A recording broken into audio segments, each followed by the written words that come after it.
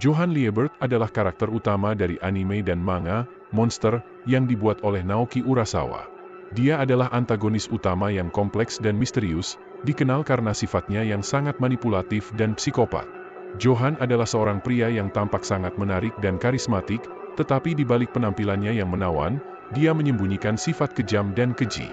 Dia berasal dari latar belakang trauma dan kekerasan, yang memainkan peran besar dalam pembentukan kepribadiannya.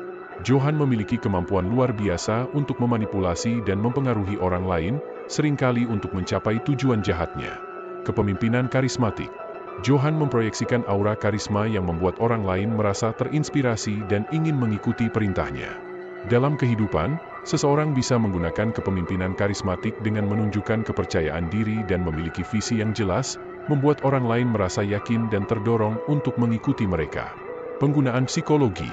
Johann sering menggunakan pengetahuan tentang psikologi untuk memanipulasi orang dengan memanfaatkan kelemahan dan kebutuhan emosional mereka. Dalam kehidupan, mengenal keinginan atau ketakutan orang lain dan memanfaatkannya untuk mendapatkan keuntungan dapat dilakukan dengan memahami apa yang penting bagi mereka. Pembuatan konflik. Johann menciptakan atau memperburuk konflik antara orang-orang untuk menyebabkan ketegangan dan kekacauan yang bisa dimanfaatkan untuk tujuannya.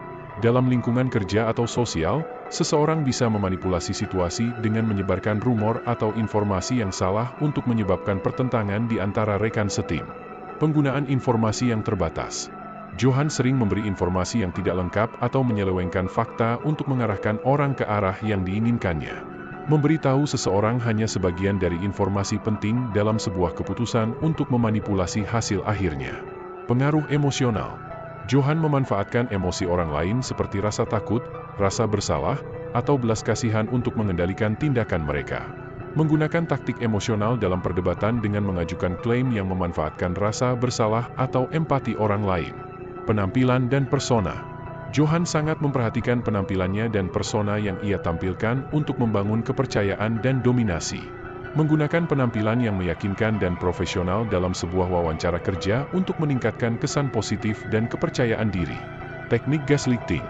Johann sering mengubah kenyataan atau meragukan ingatan orang lain untuk membuat mereka merasa bingung dan tidak percaya pada diri mereka sendiri.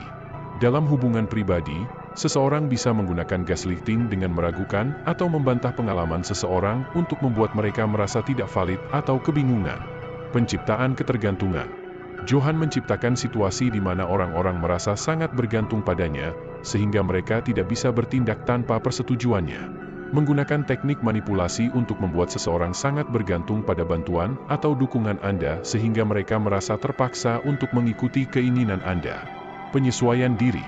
Johann bisa beradaptasi dengan cepat terhadap berbagai situasi dan memodifikasi strateginya sesuai dengan kebutuhan untuk mencapai tujuannya. Menyesuaikan gaya komunikasi Anda untuk beresonansi dengan berbagai audiens dalam presentasi untuk memaksimalkan dampak pesan Anda. Penggunaan kekuatan dan ancaman. Johann sering menggunakan ancaman atau menunjukkan kekuatan untuk menakut-nakuti orang agar melakukan apa yang dia inginkan.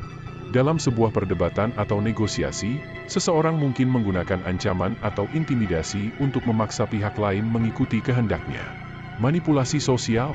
Johann memanfaatkan dinamika sosial dan hubungan antar individu untuk mengatur bagaimana orang berinteraksi dan bertindak. Menggunakan pengaruh sosial untuk membentuk opini kelompok atau merubah keputusan dengan menekankan norma kelompok tertentu. Pengalihan fokus. Johann sering mengalihkan perhatian orang dari masalah utama atau tujuan sebenarnya dengan membuat mereka fokus pada hal-hal yang tidak relevan. Dalam perselisihan, mengalihkan pembicaraan ke isu kecil untuk menghindari diskusi mengenai masalah yang lebih besar atau penting.